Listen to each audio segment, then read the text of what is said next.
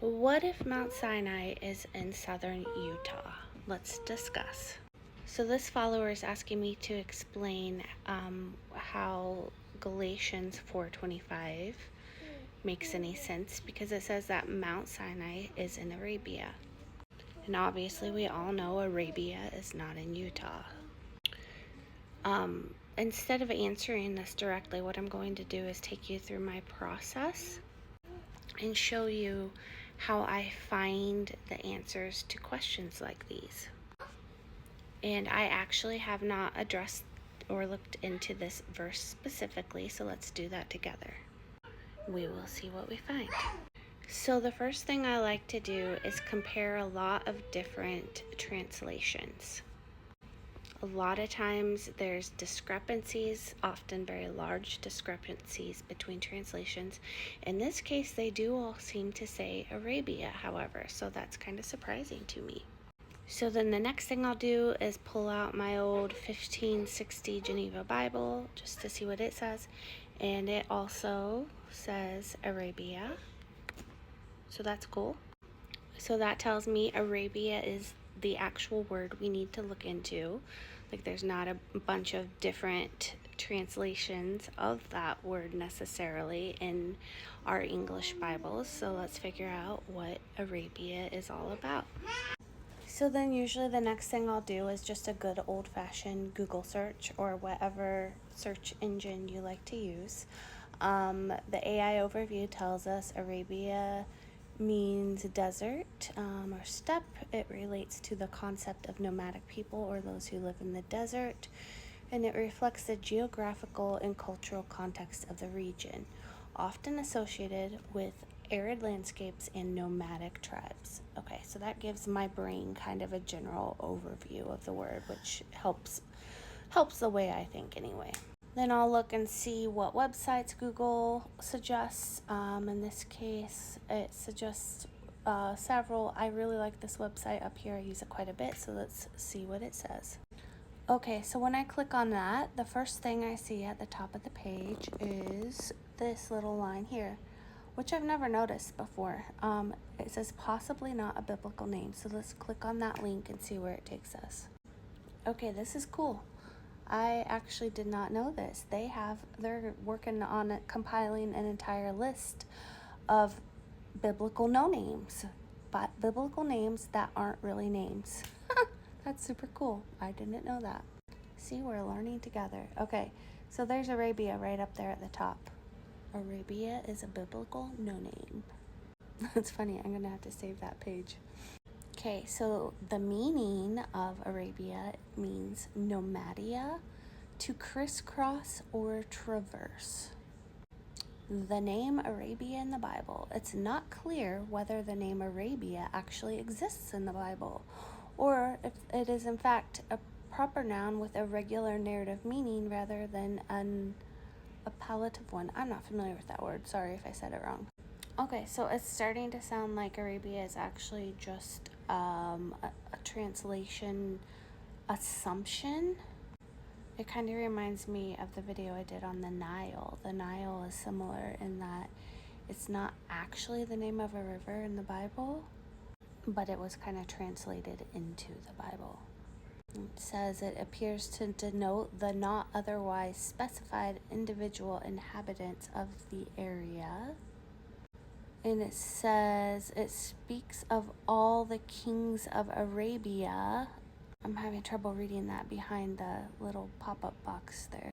But it's saying that Arabia was not considered one singular kingdom at this time of writing of that verse, but rather multiple kingdoms that had multiple kings, such as Moab and Ammon also had multiple kings. Here it's talking about the connection between Israel and Arabia. When Moses fled from Egypt, he ended up in Arabia, where he married his first wife. And that prior to the invasion of Canaan, Israel spent 40 years wandering around Arabia. Okay, so that's interesting because that's where they wandered, which is also where Mount Sinai is. So that's telling us, yes, The region they wandered in was where Mount Sinai is, which was in Arabia. According to Paul, Mount Sinai was located in Arabia. And this is saying that, Arabs may have been people from anywhere in the Arabian Peninsula, which I'm taking to mean the area of Arabia. And again, I apologize, that's hard to see, but it's saying that the word means to crisscross or to traverse, and it refers to a weaving going back and forth. It denotes a foreign group that intersects a native population. Okay, so now we're starting to kind of develop a mental picture, right, of what this word means. Arabia wasn't an actual place, it's a descriptive word that in this case is describing a location. Means to be a nomad. Let's see, I gotta move my head around here. Talking about the journey of the sun across the sky. It's a dark bird that crisscrosses the land, so that traverse word is coming back, crisscrossing. Arabia literally means nomadia, and in biblical times this probably covered any area in which people or nomads were habitually on the move. Brings to mind the Israelites wandering for 40 years in the desert.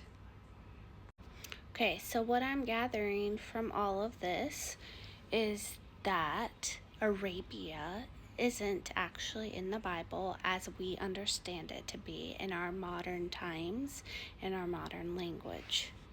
It's a word that describes a region where people traveled a lot and lived on the go. They crisscrossed back and forth, so that's telling me there are probably a lot of roads. And what we know about the area where Mount Sinai is in southern Utah is that there was a road called the Araba Road. I believe that kind of went in this direction. This pink line represents the path of the Israelites. It's not exact, it's kind of a rough draft at this point, but I'm working on fine-tuning it.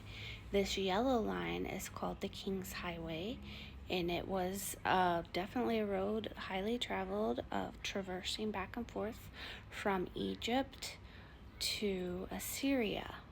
So in modern days that means from Nevada, maybe even as far down into Mexico, I'm not sure, all the way up to Montana or even Canada, Alberta. Egypt, where the Israelites came out of, is right over here, which is Las Vegas today. So this would have been a nomadic area of travel, probably not highly populated, as today it is also barely populated. So anyway, I'm not telling you what to believe, obviously. I'm just sharing kind of our thought process and how we hash this out by looking at the locations and what the Bible says about the locations in comparison to other locations, in conjunction with times of travel, how long it takes to travel somewhere, cardinal directions, and landmarks, descriptions of the land in conjunction with the language used and what that language really means, not what we assume it to mean based on our modern day understanding of places, but rather what the words meant back then in relation to the places back then. I hope that makes sense. And it's okay if you don't agree. That's totally fine. I just wanted to explain kind of the process of thought that I'm going through as we uncover these places.